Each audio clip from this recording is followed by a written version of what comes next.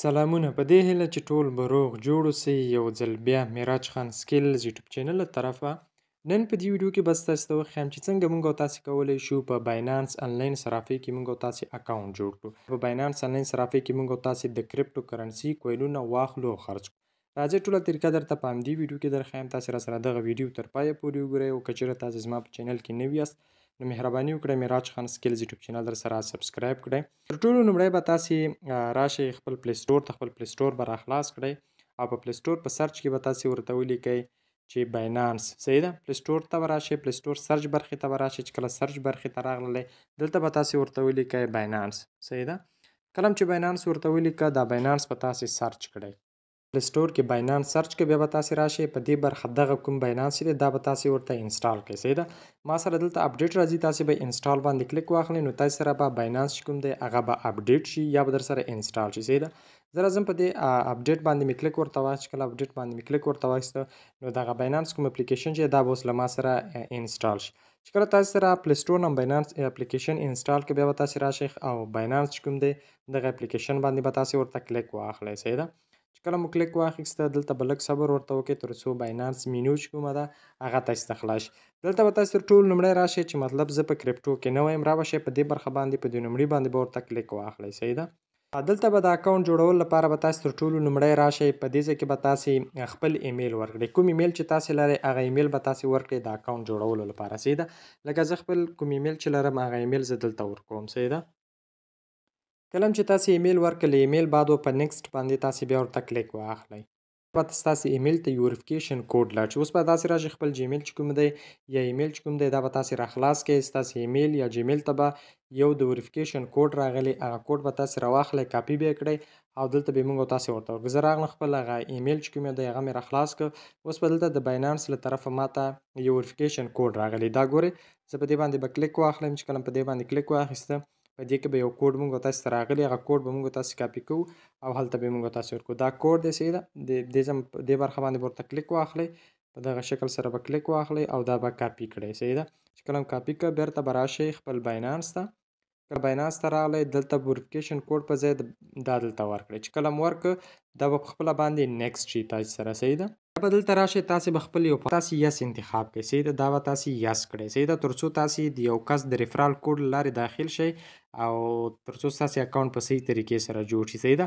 دلته به تاسې راشئ یس باندې به تاسې ورته کلیک انتخاب کړئ. صحیح دا به یس کړئ ورته ووایئ چې زه غواړم چې د یو چا ریفرل کوډ له لارې دا باینانس اکاونټ ځان ته جوړ کړم. صحیح ده.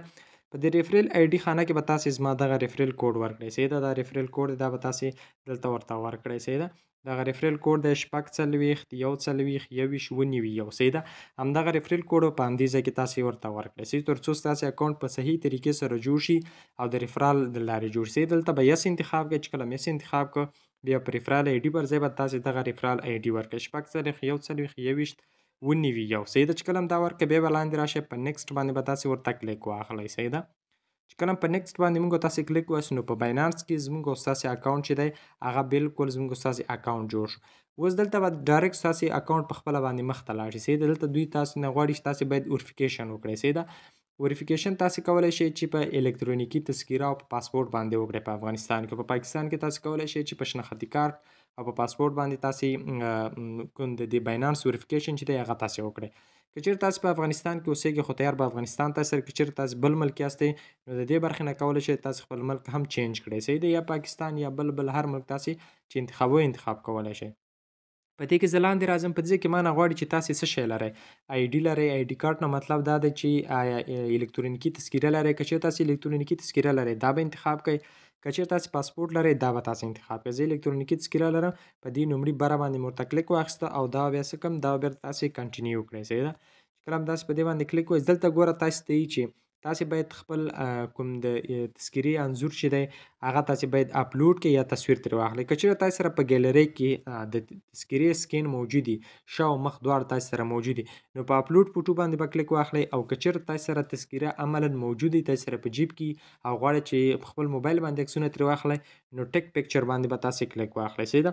چې کله تاسې دغه انځور واخلئ لکه زه اوس راځم. صحیح ده. په دې باندې زه غواړم چې تصویر واخلم. ټیک ده. زه راځم په دې لومړي کلیک واسو. کله مې کلیک واسو په کنټینیو باندې به زه کلیک واخلم. صحیح ده.